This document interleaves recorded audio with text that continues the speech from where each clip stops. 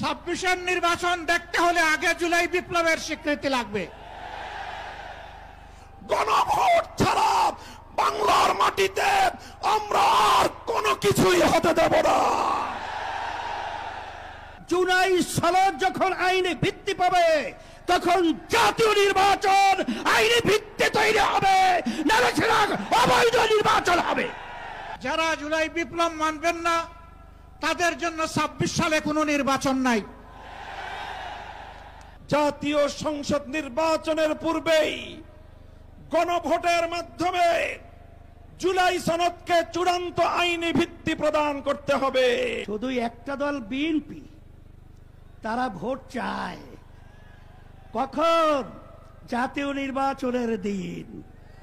বাংলাদেশের মানুষ বুঝে গেছে আপনাদের উদ্দেশ্য ভালো না। 13ই নভেম্বর কোন বাকশালপন্থীকে বাংলার রাজপথে আমরা নামতে দেব না। রক্ত দিয়ে যেই ফ্যাসিবাদ বিদায় করেছি, প্রয়োজনে আবার রক্তের সাগর প্রবাহিত হবে, বাংলার মাটিতে ফ্যাসিবাদ ফিরে আসবে না। সরকার যদি 8 দলীয় নেতৃবৃন্দের শান্তিপ্রিয় ভাষা বুঝতে ব্যর্থ হয়, যেই ভাষায় বললে সরকার বুঝবে আমরা সেই ভাষাই প্রয়োগ করব।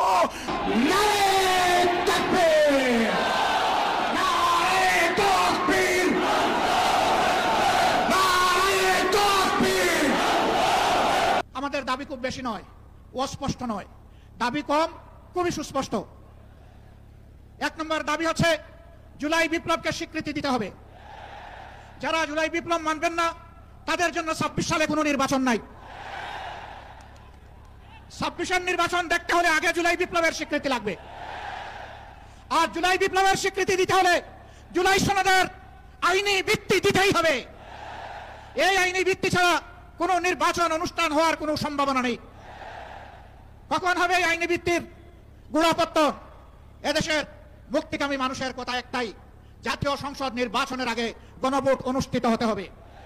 গণভোটের ব্যাপারে সকল দল একমত, তাহলে তারিখ নিয়ে এই বায়নাবাজি কেন? একমত হয়ে যখন স্বাক্ষর করেছি সবাই, তখন গণভোট আগে হওয়াই হচ্ছে যুক্তিযুক্ত। এর মধ্য দিয়ে আইনি ভিত্তির পাটাতন তৈরি হবে ইনশাআল্লাহ, এবং এর ভিত্তিতেই আগামী জাতীয় সংসদের নির্বাচন অনুষ্ঠিত হবে। ওই নির্বাচন যখন অনুষ্ঠিত হবে তখন আর কোনো সংশয় সন্দেহ থাকবে না। আমরা চাই আগামী ফেব্রুয়ারিতে রোজার আগেই জাতীয় সংসদ নির্বাচন অনুষ্ঠিত হোক। এইটা দিয়ে কেউ ধূম্রজাল সৃষ্টি করার পায়তারা চালাবেন না, উদুর পিণ্ডি বুদির করে ফেলবেন না। আমরা জাতীয় ঐক্যমত কমিশনে গিয়ে সকল দল আমাদের মতামত দিয়েছি। এই 8 দলের পক্ষ থেকে ডজন খানেক নোট অফ ডিসেন্ট আমরা দেই নাই। আমরা প্রস্তাবনা যৌক্তিক মনে করে সেখানে আলাপ আলোচনায় আমরা ইতিবাচক মত দিয়েছি। এরপরে সংখ্যাগরিষ্ঠ দলের মতামতের ভিত্তিতে একটা চার্টার তৈরি হয়েছে। এটি হচ্ছে গণতন্ত্রের কথা, যে সংখ্যাগরিষ্ঠ যা বলবে বাকিরা তাই মেনে নেবে। কিন্তু আমরা দেখলাম না, কেউ কেউ তা মেনে নিতে রাজি নন। জুলাই সনদেই যদি আপনি গণতন্ত্রের প্রতি শ্রদ্ধা না দেখান, জাতীয় নির্বাচনে আপনি শ্রদ্ধা দেখাবেন কিভাবে? এই জায়গায় আসতে হবে। সকল বায়না ভুলে যান, জুলাই শহীদের রক্তের প্রতি সম্মান দেখান। জুলাইয়ে যারা লড়াই করেছে বুক কাট করে, যারা পঙ্গু আহত হয়ে এখনো দুঃখে দুঃখে কষ্ট করছে, মেহরবানি করে তাদের বুকের ভাষা বোঝার চেষ্টা করুন। আমার ভাই আল্লামা মামুনুল্লাহ সাহেব বলেছেন, লড়াই করে ফ্যাসিবাদ বিদায় করেছি, লড়াই করে জনগণের দাবি আদায় করব। আমি স্পষ্ট ভাষায় বলতে চাই, কোনো দলের নয়, জনতার বিজয় হবে ইনশাআল্লাহ। জনতা কি চায় কান পেতে শোনার চেষ্টা করুন। যদি এই ভাষা বুঝতে ব্যস্ত হন, তাহলে নিজের পরিণতির জন্য যে বুঝতে ব্যর্থ হবেন তাকে তৈরি থাকতে হবে। আমরা কথা দিচ্ছি বাংলাদেশের জনগণকে, আমাদের সহযোদ্ধারা আমাদের হাতে এনে মুক্তির প্রাথমিক পরিবেশটা উপহার দিয়েছে। আমরা জনগণের মুক্তি আদায় করেই গড়ে ফিরবো ইনশাআল্লাহ। আমরা ভদ্র ভাষায় কথা বলছি, ভদ্র ভাষায় কথা বলবো, কিন্তু আমাদের দাবির ব্যাপারে আমরা হিমালয়ের মতো অনড় থাকবো। কারণ এই দাবি জনগণের দাবি, কোনো দলের দাবি নয়। এই দাবি বিপ্লবের দাবি, এই দাবি ফ্যাসিবাদের দাবি নয়। অতএব ফ্যাসিবাদের দাবির কাছে বাংলাদেশের জনগণ মাথা নত করবে না।